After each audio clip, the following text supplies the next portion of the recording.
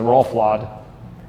And you need someone, but once you have these two folks dealing with the chaos, you have a front line, the problems down here in the babysitting is not going to roll up to you. What's your process look like when you set a goal and then you work backwards? What does that look like? How are you setting those metrics? So I use the simplest business plan on earth, and it's something. I mean, I kind of modified it slightly. So every year, and I'll show you exactly how I do it. All of our companies, the person leading the company cannot be myself. So the person leading that business, where the way they feed their family is that business's success. So if this was your I'm gonna do it with you real quick. We'll play this out. So your real estate team, we're gonna do we're pretending it's the end of 20 this year, like it's October of this year, and we're setting the 2027 goal. I only want the goal in net profit. I could care less how many sales you do. So the one goal is always net profit. What's your goal? How much dollars do you want? Just off the top of your head. You don't have to pull it. Just give me your ballpark. 1.9. You want to make one? Can I round it to 2 million just to make it easy? So you want to make next to $2 million net profit. It always should be net. It should never be gross. Now, I would also want to know, based on your average sales price, how many homes is that? I would have a little underneath this. I'd go, how many homes do you think that is? Ballpark. 230. Okay. And obviously you don't even know. Just kidding. You knew the exact number. It's like, wow, you've never done this before. So I want to know that's 230 units, right? I kind of want to know that. But I could care less if I get 230. If I get 230 and don't get 2 million, I'm frustrated. I don't really care about the 230, but I got to have a target to know that I'm on track. So I start here. Then I go to, what are the 3 ways I'm going to do it? The way I think about it on a real estate team, I think about buyer, seller, what I'm going to call who, what, how. So on the buyer side of your business, is your business roughly 50-50? Do you do more buyers, less buyers? More buyers. More buyers. What percentage is it? So of the 230, how many are going to be buyers? Right now it's like 85%. 85% buyer. Okay? So we need to fix that, right? Because the only reason, it's awesome, everything's awesome until it's not. Today, it's the greatest gift ever, today. But when the market pivots, you get hammered. Does that make sense? If your business, I would tell you, I wouldn't skew it more than 60-40 one way or the other. If you're a 60% buyer, fine. If it gets to 70, I'd want to put more pressure. So you're going to say, you said 85, but I'm going to call that 80 switches. So you're going to do 180 buyers roughly. And we could, so I just do this math. All right, well, so we're going to do 180 buyers. We're going to do 50 sellers. All right, well, then I want to go, all right, are we missing a person, a process, a system, a piece of technology to go from where you're at now to netting $2 million? Anything. Of course. Okay, what would those things be? What am I missing? Transaction coordinator who handles everything. Internal, when you say coordinator, I use the word, when my team is like transaction management. What does that mean? You're managing all of it. You go, where does my job end? When the dollars are in my bank account.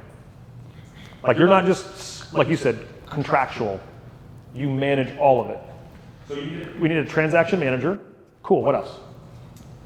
Add another YouTube channel to market more sellers. Marketing. Better database business. Okay. If you've got a challenge in your business or an opportunity that would be a game-changing breakthrough, you need to come to our one-day workshop. In the one-day workshop, you'll leave with a plan to execute on your ideas. The content's based on you. I'm not going to present slides. It's no more than 15 people. It's a small group where we work on your problem. Go to bewealthypodcast.com and check out our upcoming events. So database, so we're going to call increasing referral. So those things, I call this section who, what, how. Then what I do is for each of these, right, I'm going to break down the 5 ways, Will, that you're hitting the buyers. 5 ways you're hitting the listings. These must be granular things that I could track in a spreadsheet. So all of this, when I'm done with it, is going to go into a spreadsheet. We call it a flash report. So I'm just doing this for clarity of thought. So I got my $2 million. So if, Will, you're doing 180, so like I would break it down on the 5 on the buyer side. The way it would look would be I'm going to get, let's just say I'm going to get 30 of them from open houses. I'm going to get 40 So I'm going to put each of the ways that I'm getting to the 180, I'm going to break all that down until I get to the number. And if you overshoot the number, that's also okay. It doesn't have to line up. It can't be less, it can be more. So if your 5 ways you're going to get buyers leads to 220, cool. Same thing with the sellers. How are you getting them? Who, what, and how? 5 things. Okay, I need to hire a transaction manager. Again, that goes in a spreadsheet. Hired, not hired. Launch new YouTube channel. But what does that mean? I need how many subscribers? And how many views? How many leads have to come from that? Again, think spreadsheet. When I'm done with all of this, I would take this, and this is going to be about 15 to 20 numbers that I'm going to track in my business on a weekly basis. Every company I run or own, this one included, has a weekly flash report. Managed to a number.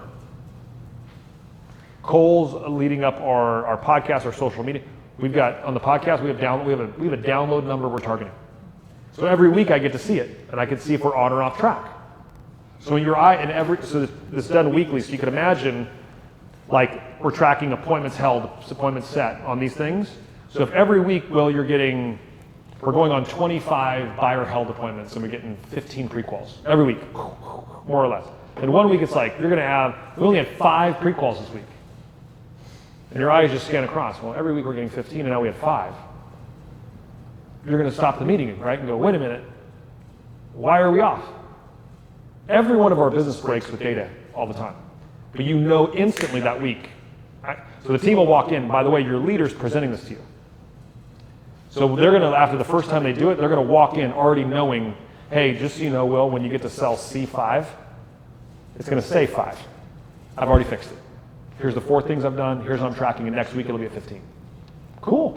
What do you want to talk about? Like, that's a meeting. Because everyone's looking at the numbers. We've got our entire, I own a resort in Arizona. We flew our team out here. I'm running The Great Game of Business, which, by the way, everyone should read that book, The Great Game of Business by Jack Stack. I'm doing it. They're going to all be sitting in here tomorrow. Everyone from the housekeeper to the janitor to the guy cutting grass is going to understand the great game of business. And he's like one of the guys I'm just cutting grass. And go, really? That's all you do here? I don't see it that way. I think you're engineering someone's experience. Because if our course conditions suck, no one wants to come play our course. Thus, we go out of business. So your job, and they're going to go early, but everyone's job is the most important. And we all have to work together. But they understand if they overspend on fertilizer, they hit the bottom, they affect. And ultimately, there's going to be a profit sharing program, so you're hurting yourself. It's like managing all the resources right. So all of this just goes to a flash report, and that's how you run your business. So I do this 1-3-5, takes like 10 minutes. Then I just determine what are we going to track,